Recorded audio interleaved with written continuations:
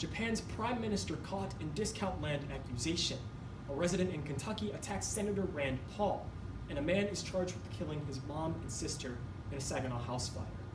These are your headlines that are topping the nation today. I am James Hardy from news channel KWIQ, bringing you quality news as quick as possible.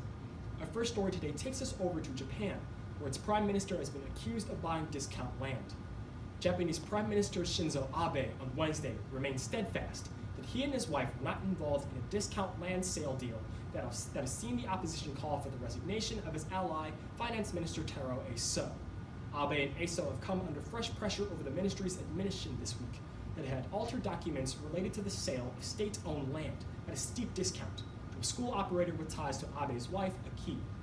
Now headed northeast, where Britain and Russia are fighting over the death of an ex-spy.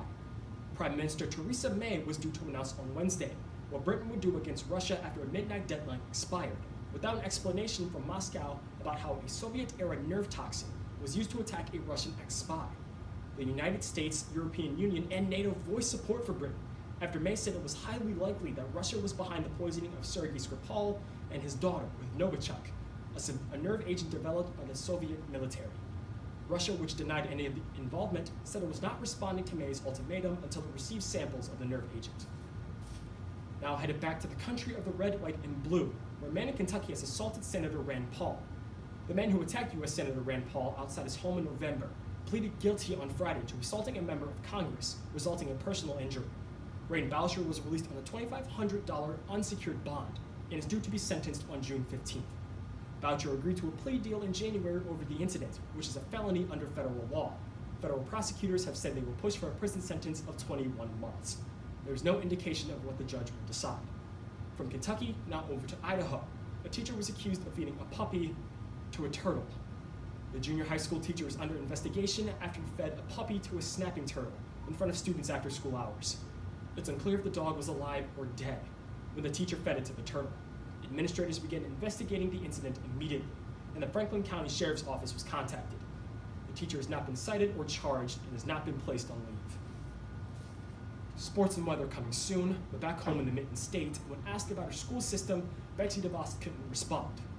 Sunday night 60 Minutes correspondent Leslie Stahl asked DeVos if in Michigan, students who can't afford to leave public schools are thriving. Stahl asked, have the public schools in Michigan gotten better? Betsy DeVos responded with, I don't know. Overall, I can't say overall that they have all gotten better. Stahl notes that the secretary's argument that if you take funds away from the schools will get better is not working in Michigan, where Betsy DeVos had a huge impact and influence over the direction of the school system here. The story is the topic of today's installment of James's Journal. Note that the opinions I express in this segment are mine and mine alone. They do not reflect the station as a whole. Education is extremely important in all aspects of life. When I heard that Betsy DeVos couldn't answer questions related to her home state's education system, I thought that Betsy DeVos should be removed from her position immediately. First, she isn't qualified to run her job. If she can't answer a question like, has the quality of Michigan schools gotten better, then why should she have the job? Betsy DeVos also doesn't visit underperforming schools, so how would Betsy DeVos know how to improve our schools in addition to seek out the problems firsthand? Secondly, she's putting our future generation of kids at risk. Betsy DeVos has the power to raise or lower the budget of schools across the nation. Schools that had little to no funds in their budget to begin with could have them lowered so severely that they would have to be forced to close down permanently.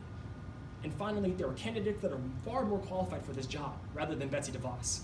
Instead of employing a person who doesn't know the workings of an education system, how about we search the country for a person that actually does? And that concludes today's installment of James's Journal. In other news, a man from Saginaw killed his mom and sister in a house fire. Authorities say that the man is also getting a mental health examination. The 38-year-old faces charges including first-degree murder in the February 12th fire in Saginaw that killed 71-year-old Adair Smith-Peters and 41-year-old Melissa Shook. Desmond escaped the fire and has been jailed since his arrest afterward. And now, of course, our sports and weather. A hot start propels the Jazz to win 110-79 over the Pistons. In your weather report, we're finally seeing the spring side of Michigan once again. On Friday, we're having a high of 35 degrees and a low of 17. Make sure to break out those light coats. And on Saturday, with a high of 41 degrees, maybe not the coat at all. Good day for t-shirt and jeans. And that's about all that we have for today, ladies and gentlemen. My name is James Hardy from News Channel KWIQ, and I thank you for tuning in with us. I hope you have a wonderful day.